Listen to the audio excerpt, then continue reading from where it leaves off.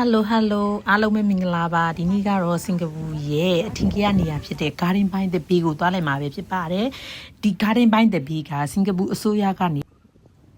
မီလီယံပေါင်းများများစွာတုံးထားတဲ့ဥယျာဉ်မြို့တော်တစ်ခုပဲဖြစ်ပါတယ်အခုပြထားတဲ့နေရာတွေကဝင်ကြီးပေးစီရမလိုပါဘူးဒီတိုင်းပဲပန်းဖြေနားယူလို့ရအောင်ဥယျာဉ်အနေနဲ့ဖန်တီးထားတာပဲဖြစ်ပါတယ်ဒါပေမဲ့ဝင်ကြီးပေးရတဲ့တခြားနေရာ၃ခုရှိတယ်သူက Flower Dome Cloud Forest နဲ့ Super Tree ဆိုပြီးတော့အဲ့ဒီ၃နေရာကတော့ဝင်ကြီးပေးပြီးတော့မှကြည့်လို့ရတယ်ပေါ့နော် Flower Dome မှာဆိုရင်သူကဒီပန်းပင်တွေပေါ့နော်ပန်းပင်တွေမြည်တဲ့ပင်လက်တီတာတို့ဒီယာတီအလိုက်ပွင့်နေပန်းတွေကိုသူတို့ကဒီဆာကူရာပွင့်တဲ့အချိန်ဆိုလဲဆာကူရာပွင့်တဲ့အချိန်မှာသူပြတယ်ကျူလစ်ပန်းတွေပွင့်တဲ့အချိန်ဆိုလဲကျူလစ်ပန်းပွင့်တဲ့အချိန်ကိုလိုက်ပြီးတော့သူကပြတာပေါ့နော်ဒီက Cloud Forest ကိုသွားလည်မှာဖြစ်ပါတယ်သူကဝင်ကြီးအနေနဲ့တော့ရှိပါတယ်စင်ကာပူဒေါ်လာ$28ပေးရတယ်ပေါ့နော်ဝင်ကြီးပေးပြီးတော့မှပဲဝင်လို့ရပါတယ် Cloud Forest ကထူးခြားချက်ကဒီ35မီတာမြင့်တဲ့ရေတံခွန်ကြီးပဲဖြစ်ပါတယ်ဒီရေတံခွန်ကနေထွက်လာတဲ့ရေနွေးငွေလေးတွေကဒီအပူပိုင်းမိုးတော်တဲ့ရောက်တဲ့လိုမျိုးခန်းစားချက်ကိုပေးတယ်ပေါ့နော်ဒီ Cloud Forest ထဲမှာဆိုရင် dinosaur တွေလည်းမြင်ရမှာပဲဖြစ်ပါတယ်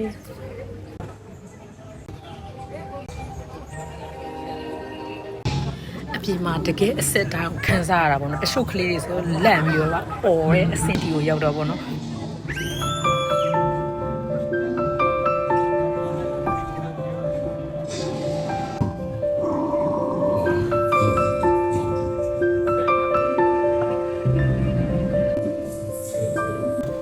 ဖန်လုံအိမ်ရဲ့အလယ်မှာသူတို့ကတောင်ပုံစံလိုမျိုးဖန်တီးထားပြီးတော့ဒီတောင်မှာတပ်ပင်တွေပေါက်နေတဲ့ပုံစံလိုမျိုးလုပ်ထားတာပေါ့နော်ဒီမှာရှိတဲ့တပ်ပင်တွေကဒီရှားပါတက်ခွာပင်တွေ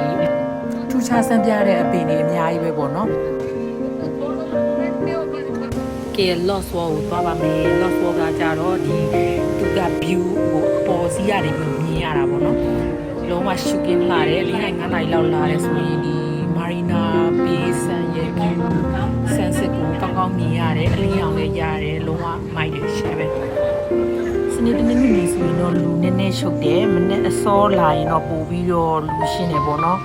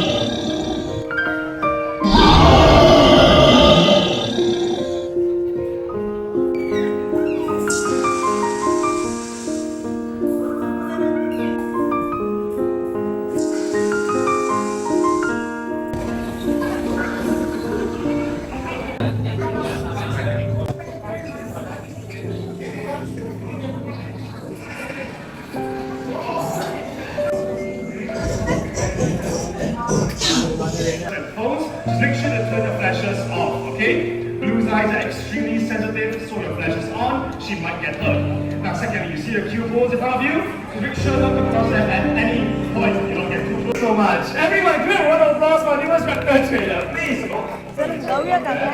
Alright guys, so a little fun fact of Blue for all of you, she's got an amazing smile, complete with 84 extremely sharp teeth. So, if you guys want to send photos, right now would be the perfect time to do so, alright? But remember, no flash photography because that might shoot her off and we don't want that. You guys got it? Okay, nice. Alright. Okay, steady girl, steady. What's wrong, Blue? You okay? Go. Easy. Alright, okay. I think she got a little bit freaked out there, right? So, okay. Anyways, I was saying, if you guys want to throw a few fun facts on Blue, first fun fact is that she's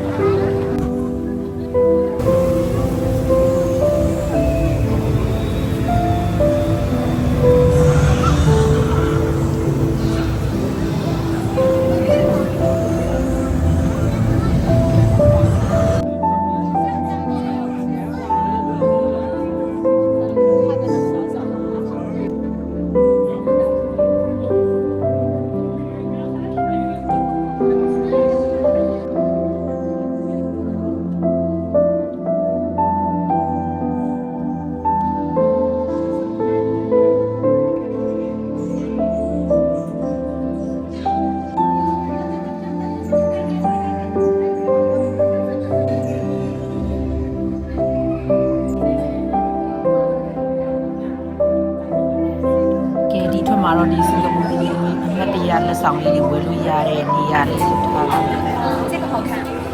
ဒီနေ့ကလေ Garden by the Bay မှာဒီ Disneyland ကနေပြီးတော့ပြတဲ့ Fireworks ရှိရဲဆိုတော့စောင့်ပြီးတော့ကြည့်ပြီးတော့မှပြန်မယ်ပေါ့နော်